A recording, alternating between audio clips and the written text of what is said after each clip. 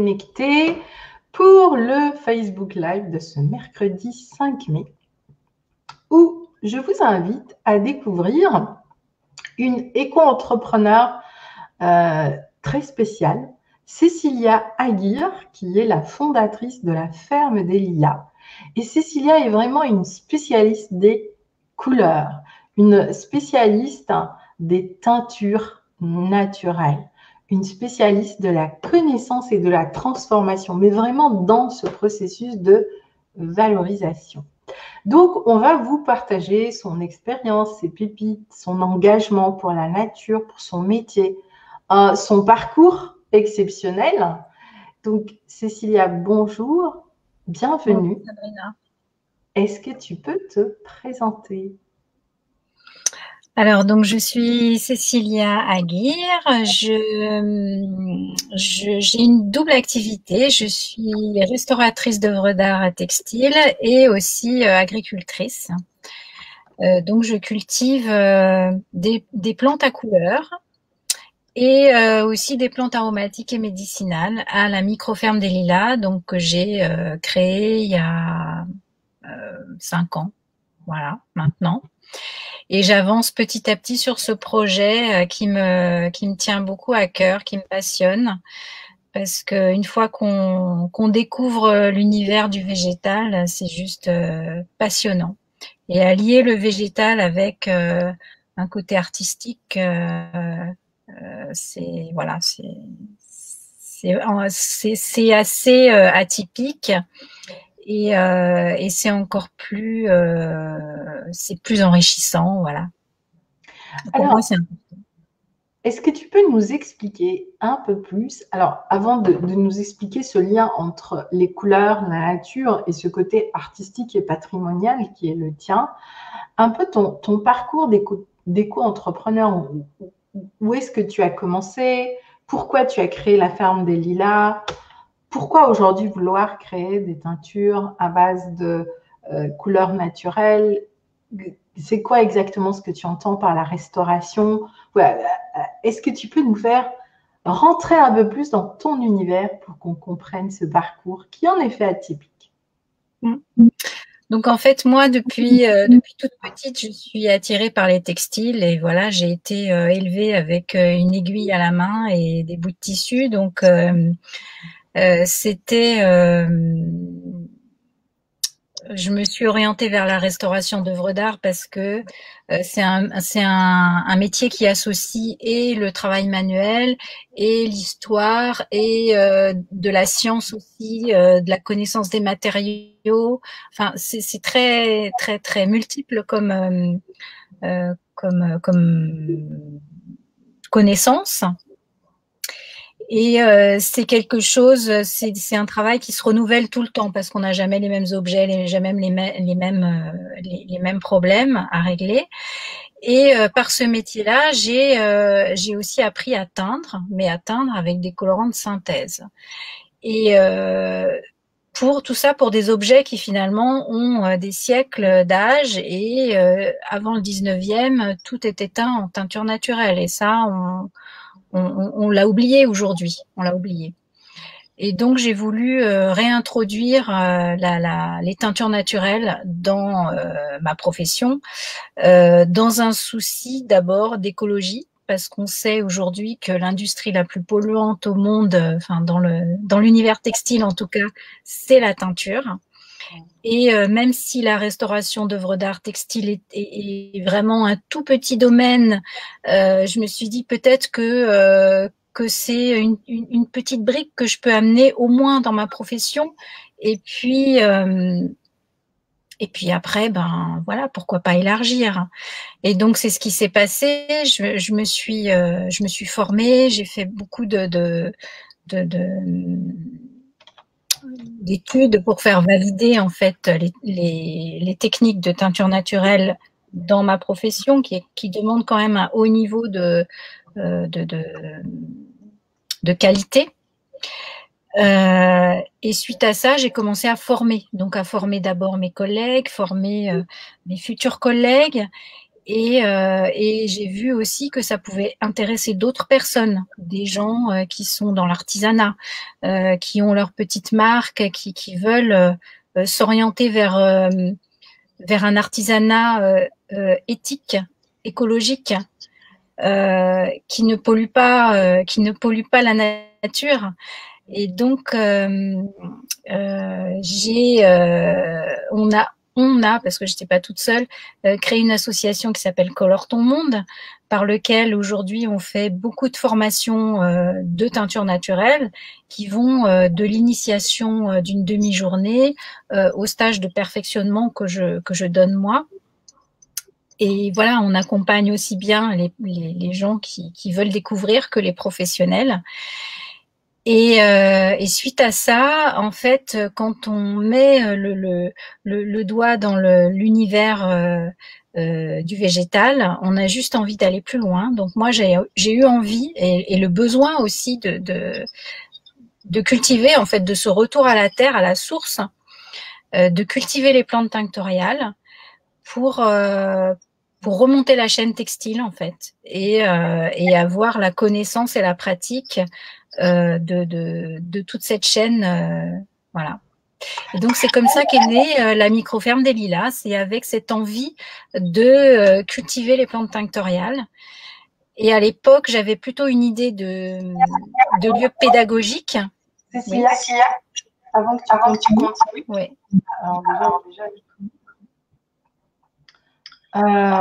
Alors, pour les personnes qui nous écoutent, déjà, j'aimerais souhaiter la bienvenue à Martine, Alban, Anne-Céline. Si vous n'arrivez pas à entendre, si vous ne voyez rien et que vous n'entendez rien, je vous invite à vous déconnecter et à vous reconnecter. Et Cécilia, on va faire un truc, c'est que quand je parle, tu coupes ton micro pour éviter l'écho, comme là. Et quand tu parles, je couperai le mien. Voilà, parce que là, il n'y a pas d'écho, au fait. Parce que sinon, il y a trop d'écho. Si vous avez des questions aussi, vous pouvez les poser dans le chat. On y répondra avec Cécilia. On prendra 5 minutes à la fin pour répondre. Si vous avez un souci, sachez que vous retrouverez ce Facebook Live sur ma page Facebook, sur ma page YouTube. Et si vous êtes inscrit à ma newsletter, vous le recevrez et vous pourrez le réécouter tranquillement chez vous. Voilà, donc on va continuer. Alors, Cécilia, maintenant, parle-nous de ton projet, la ferme des Lilas. C'est quoi ce projet? Donc, comme j'ai commencé à le dire, en fait, ce projet-là est né du désir de remonter la chaîne textile et de remonter à la source, en fait. Donc, la source des teintures naturelles, c'est les plantes. Et donc, avoir l'expérience justement de la culture de ces plantes pour aussi sensibiliser les gens sur l'utilisation de cette ressource. Il y a beaucoup de gens qui s'intéressent aujourd'hui à la teinture naturelle, mais c'est pareil, on peut utiliser la teinture naturelle et faire n'importe quoi si on fait pas attention à la ressource, si on fait pas attention à la façon dont on cultive ces plantes, à la terre, à l'humain, d'où elles viennent. Voilà, il y a tout un ensemble. Donc aujourd'hui, les plantes tinctoriales qu'on trouve dans le commerce, il y en a très peu qui sont tracées. On sait pas vraiment d'où elles viennent. Il y a très peu d'agriculteurs en France, en tout cas, qui en font. Il y en a quelques-uns et de plus en plus des petits qui ont envie de se lancer là-dedans. Mais c'était aussi dans cette démarche d'essayer de recréer finalement une ressource locale, tracée, en agriculture biologique. Et voilà, pour certaines personnes qui seraient intéressées dans leur création pour faire vraiment sur tout l'ensemble de leur process un produit complètement éthique et local. Alors, Cécilia, est-ce que tu peux me dire, donc globalement, tu avais déjà une idée de projet qui était bien mûrie, ton Tincro, bien avancé. L'année dernière, tu étais inscrite à la formation J'ose l'entrepreneuriat éco-responsable et vivant, qui devient cette année la formation éco-entrepreneur 5.0. J'entreprends et je prospère avec la nature. Qu'est-ce que cette formation t'a apporté? Quel est le cap que ça t'a permis de passer aujourd'hui par rapport à ton projet? Je sais que tu as lancé plusieurs nouveaux projets en lien avec la ferme des lilas, les teintures, etc. Donc, est-ce que tu peux nous dire ce que ça t'a apporté très concrètement? Oui, alors très concrètement, moi j'étais dans mon rêve de ferme, de culture, etc. Mais ensuite, si on veut commencer à sortir de l'argent de cette activité, il faut bien passer à se faire connaître, à savoir comment vendre, comment oui, se faire connaître et puis attirer les gens vers avoir un petit peu de curiosité vers ce que c'est les teintures naturelles, montrer qu'on existe et qu'il y a des alternatives en France. Et j'avais besoin d'un soutien et d'un coup de boost, je dirais, parce que c'est vrai que le projet, il était déjà en tête, mais j'avais besoin de confirmation quelque part. Et, euh, et oui, d'être accompagnée ça a duré 9 mois et c'est vrai que ça donne des étapes à franchir à chaque fois. J'ai repris, je pense, mon projet d'une façon plus structurée. Et voilà, et ça m'a donné un vrai coup de boost en fait sur la vente, la promotion. Alors, aujourd'hui, Cécilia, par rapport à ton projet, comment tu te projettes en 2021? Quelles sont les actions sur lesquelles finalement tu vas mettre le focus? Ouais, et comment tu vas justement euh, construire, j'ai envie de dire maintenant, ce projet avec d'autres partenaires, avec les territoires, peut-être, puisque tu as aussi des actions de restauration. Voilà, quelle est la nouvelle vision justement que tu as pu co-construire pour aller plus loin dans ton projet? Et j'aimerais aussi que tu nous partages quel a été ton plus grand défi pendant ce parcours ou ta plus grande difficulté et qu'est-ce que tu as fait pour la traverser concrètement? Alors le plus grand défi, je crois que c'est la vente en fait et se promouvoir soi-même quoi. C'est jamais évident, hein. Donc là, la preuve, je suis là, c'est que c'est que j'y vais. Même si je suis pas encore tout à fait complètement sûre de moi, mais voilà, faut y aller, faut se lancer et puis une fois qu'on est dans le bain, de toute façon, les peurs, elles se diluent, voilà, et puis elles finissent par partir. Et donc en fait, oui, c'est surtout au niveau de parler de son projet, de se faire connaître. Donc j'ai lancé là avec le confinement en plus, j'ai mis en place le site internet, le site de vente. Et donc la map de Tinctorial qu'on a créée en 2019, elle existe toujours. Et il y a de plus en plus de gens qui la connaissent. Donc c'est par ce moyen-là premier que je vends mes plantes tinctoriales. Mais j'ai aussi créé des kits de teinture naturelle, donc ça sur lesquels on a travaillé en fin d'année pour justement essayer de créer, en plus avec une agricultrice, une éleveuse locale, un kit qui soit totalement francilien, avec des fibres de très belle qualité de la laine mohair, de la ferme des Petits Bergers. Ça, c'était très chouette. Donc l'idée aussi, c'est d'essayer de trouver des partenaires locaux on puisse s'apporter mutuellement des choses, quoi. Donc, ça peut être aussi bien cette éleveuse que d'autres créateurs qui ont un intérêt pour les teintures naturelles. Ensuite, j'ai aussi travaillé sur un stage qui me tient beaucoup à cœur, que j'ai appelé Atma-Tlapali, sur lequel on a travaillé justement quand j'étais en formation avec toi.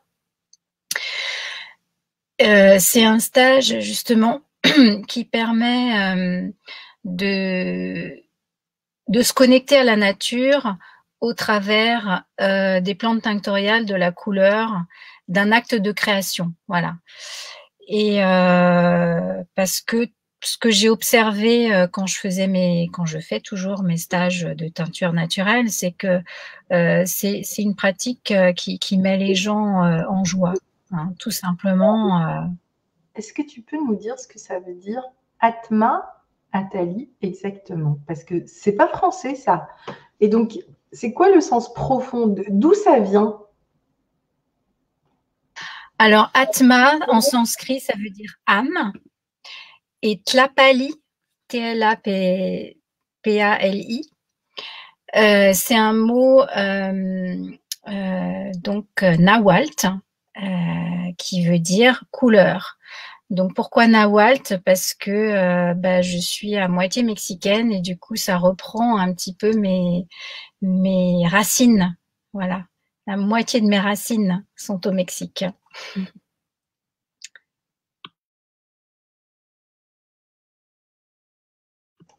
Est-ce que tu peux nous dire quelles sont tes 3 couleurs préférées? Alors oui, c'est vrai, je me souviens, tu nous avais envoyé un magnifique petit dépliant que je partagerai d'ailleurs sur les couleurs teintoriales et ce que tu proposais à la fin de l'année, ce qu'on pouvait faire avec.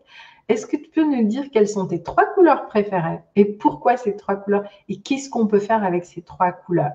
Et finalement, c'est super parce que ce que c'est pour arriver à la couleur qui vous fait vibrer, en fait, tu fais découvrir aux gens la plante, comment tu travailles avec elle, ce qu'elle donne, comment tu la respectes. Donc, vraiment, tu as créé quelque chose de très vertueux autour des couleurs. Mais je sais qu'on pourrait parler de plein de couleurs, mais quelles sont tes 3 couleurs préférées? Et celles qui vraiment peuvent nous amener à connecter quelque chose de très fort avec le vivant. Moi, je pense notamment aux fleurs. Depuis que je suis dans mon nouveau chez moi, tous les jours, au fait, eh bien, j'ai envie de fleurs. Et c'est drôle parce que j'ai commencé à fleurir mon chez moi, mais aussi tout mon jardin. Et j'ai juste un peu retravaillé la terre et c'est plein, plein, plein de fleurs, à un tel point que des abeilles sont venues s'installer chez nous. Donc, faire des petites choses avec la nature, c'est extraordinaire. Alors, parle-nous des 3 couleurs, de tes 3 couleurs préférées. Alors, mes 3 couleurs préférées, je vais parler de mes 3 plantes à couleurs préférées. Alors, voilà. Donc, la première, c'est la persicaire indigo. Donc, une plante verte toute simple qui ressemble un peu à un basilic et duquel on va pouvoir extraire un pigment bleu indigo. Donc, c'est quelque chose de fascinant. Avec les teintures, on travaille pas tellement avec les fleurs parce que les fleurs, elles ont des couleurs superbes mais qui ne sont pas solides. Donc les couleurs, elles sont cachées dans la plante quelque part. Et pour certains indigos, c'est vraiment caché dans la sève de la plante. Voilà, c'est quelque chose de magique, de complètement à part. Ensuite, pour le jaune, alors des jaunes, il y en a plein dans la nature, vraiment. Celle dont je vais parler, je pourrais en citer d'autres, hein, mais celle dont je vais parler, en fait, c'est la gaude. La gaude, c'est du Reseda luteola. C'est la plante traditionnelle de chez nous. C'est une plante qu'on croise comme ça. Elle a l'air de rien. Et puis, en fait, elle a caché en elle un jaune ultra lumineux. Et c'est un des jaunes les plus solides. Et Donc, la troisième plante, c'est la garance qui va donner du rouge. Et la garance, c'est pareil, c'est pas la fleur du tout. On va la trouver sous la terre, dans la racine, dans des racines de 3 ans environ. Donc, il faut de la patience pour obtenir cette couleur. Et voilà, c'est ces 3 plantes, ces 3 couleurs de base et ces 3 plantes avec lesquelles on va pouvoir faire une infinité de couleurs. Donc voilà, mes trois plantes préférées, les 3 plantes que je cultive de façon plus intensive à la microferme des Lilas. Et voilà, que j'aimerais que beaucoup découvrent comme moi. Alors, Cécilia, justement, si on veut découvrir, est-ce que tu peux me dire sur quel site on peut, comme ça je vais le mettre, aller voir ce que tu fais? C'est www.laferme-des-lilas, c'est ça? C'est microfermedeslilas.fr. Micro. Tout attaché, microfermedeslilas.fr. Deslilas.fr. Ok, www.microfermedeslilas.fr. Alors, si on revenait aujourd'hui à la microferme des Lilas, donc tu as créé au fait tout un écosystème finalement aujourd'hui qui est intégré puisque tu produis tes plantes, tu les transformes, tu crées tes couleurs. Maintenant, est-ce que tu peux nous donner quelques clés sur comment tu amènes tout ça dans la restauration, dans la réparation? Et moi, j'aime beaucoup cette idée dans ton projet de restaurer, de réparer, parce que je crois, s'il y a bien une action sur laquelle nous avons besoin de nous concentrer aujourd'hui, c'est de restaurer et de réparer nos erreurs, nos déchets et tout ce que nous faisons subir à la planète Terre.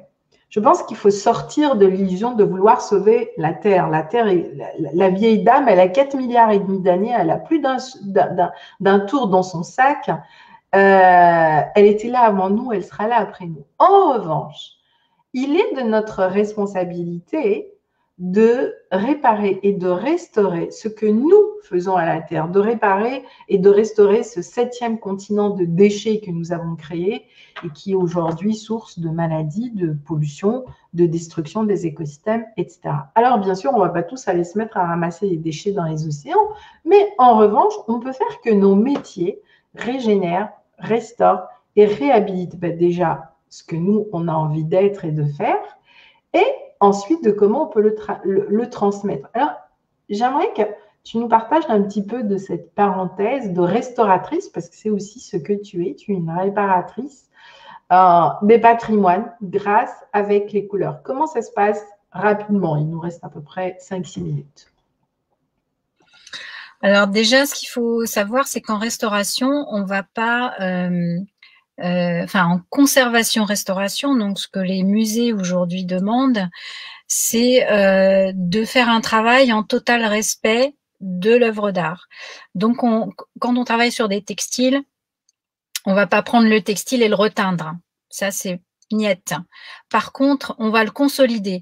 Et c'est les matériaux qu'on va amener, les matériaux neufs de consolidation, qu'on va justement choisir pour être le plus proche de la matière de l'original, par exemple, et le plus proche de la couleur actuelle de l'original. C'est-à-dire que c'est pas la couleur qui était au départ, qui a certainement passé, s'est décoloré, aviré, enfin quoi que ce soit. On va s'adapter à l'état actuel de l'œuvre pour faire des restaurations qui soient les plus discrètes possibles. Et c'est pour ça qu'on a besoin, au niveau de la teinture en textile, d'une précision vraiment très élevée. Donc c'est ce que j'enseigne en fait dans mes formations, mes cours de perfectionnement. C'est vraiment une méthodologie pour avoir avec les teintures naturelles une reproductibilité et une précision de la couleur. Maintenant, c'est un tout petit domaine que j'ai tenté d'améliorer au niveau des pratiques écologiques au sein de la conservation-restauration et au sein des musées de la culture en général, parce que là, il y a beaucoup, beaucoup, beaucoup de travail à faire au niveau du développement durable, de l'écologie, enfin voilà, pour avoir des expositions qui soient écologiquement soutenables, il y a beaucoup de travail. Absolument, absolument, je suis d'accord avec toi. Écoute, en tout cas, franchement, bravo pour ce que tu fais, Cécilia. Moi, je suis fan de ce que tu fais et j'espère qu'un jour, je viendrai visiter la micro-ferme des Lilas et puis qu'on fera des belles choses ensemble. Alors, pour le mot de la fin, si tu avais un conseil à donner aux personnes qui vont t'écouter par rapport justement à la formation éco-entrepreneur 5.0, qui est la version améliorée tous les ans. Voilà, cette formation va évoluer de plein de manières différentes. Ce serait quoi ton conseil, Cécilia? Alors mon conseil, ce que je travaille depuis longtemps, mais je pense qu'il fait avancer, c'est d'aller affronter ses peurs en fait. Quand on a vraiment un projet qui nous tient à cœur et que il y a plein de choses qui nous bloquent à droite à gauche ou qui nous bloquent en nous-mêmes ou alors dans notre entourage qui nous dit attention, attention si, attention, c'est pas très prudent. C'est vraiment de faire ce que tu accompagnes très bien, de faire tout un travail intérieur justement qui va permettre de petit à petit aller vers ces peurs et les dissoudre pour être capable ensuite d'avoir l'énergie suffisante pour mettre en place ce qui nous tient vraiment à cœur. Je pense que ouais, je pense que c'est ce qui m'a c'est l'idée que j'ai en tête, qui me reste toujours en tête. C'est quand je sens qu'il y a un petit quelque chose qui bloque, je vais voir la source. Où est-ce que ça bloque? Pourquoi? Et finalement, ça fait souvent référence à une peur. Et une fois qu'on l'a reconnue, c'est déjà pas mal. Et puis après, il faut aller voir ce qui s'y trouve et puis la dépasser. Exactement, de toutes les façons, quand on est un entrepreneur, que l'on soit solo-entrepreneur, une entreprise, etc., et encore plus pendant la période que l'on vit actuellement, que l'on traverse, eh bien, c'est vraiment une période où on est challengé par plein de peurs, la peur du lendemain, de ne pas savoir ce qui va se passer, de manquer, voilà, on vit une période d'incertitude extraordinaire. Je crois que jamais une période n'a été aussi favorable justement pour entreprendre avec la nature, mais aussi peut-être pour comprendre qu'il est temps qu'on fasse confiance en la vie, qu'on fasse confiance à la nature, qu'on fasse confiance à ce qui nous entoure, parce que dès qu'on se met en action en étant dans le respect du vivant, eh bien, on est dans un écosystème bienveillant. On rencontre des personnes avec qui on va pouvoir faire des choses. Et on avance en étant dans les bonnes pratiques pour nous, pour notre entreprise, mais aussi pour la planète. Si tu devais dire un mot pour clore ce Facebook Live, ce serait quoi, Cécilia? C'est quoi ton super conseil?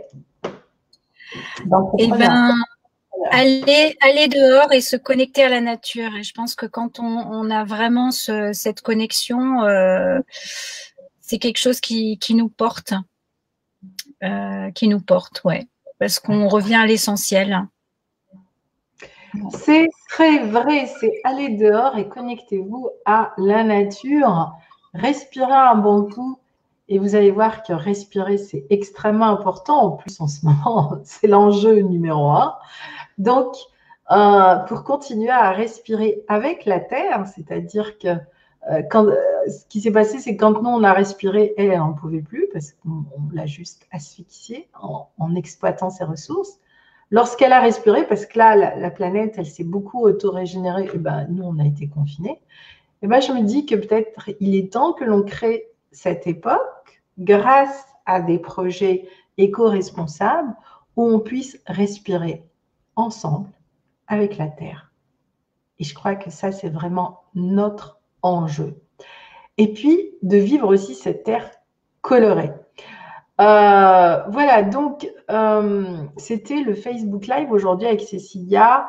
Vous le retrouverez dans vos mails et je vais même vous partager son petit catalogue qu'elle nous a fait qui est absolument magnifique pour cet hiver. Si je ne le retrouve pas, tu me le renverras. Et je vous invite d'aller découvrir la microferme des lilas et de voir comment justement on peut travailler de manière très, très, très respectueuse pour faire plein de belles choses avec la planète, avec les plantes, avec les fleurs, avec le vivant. Merci beaucoup, Cécilia. Et je vais dire merci à toutes les personnes qui étaient là aujourd'hui. Donc, la bascule commence à se faire sur la page Zénage, c'est très bien. Voilà, tous les mercredis à 13h, vous savez qu'il y aura un Facebook Live. Quelquefois, il y aura un invité, quelquefois pas, mais il y aura pas mal d'invités pour que vous ayez un boost d'inspiration, que vous puissiez rester connecté à vos rêves, à votre projet et surtout, surtout, avancer, quels que soient les challenges que l'on a, parce qu'on a tous les jours des challenges pour avancer. À très bientôt, Cécilia, pour d'autres aventures.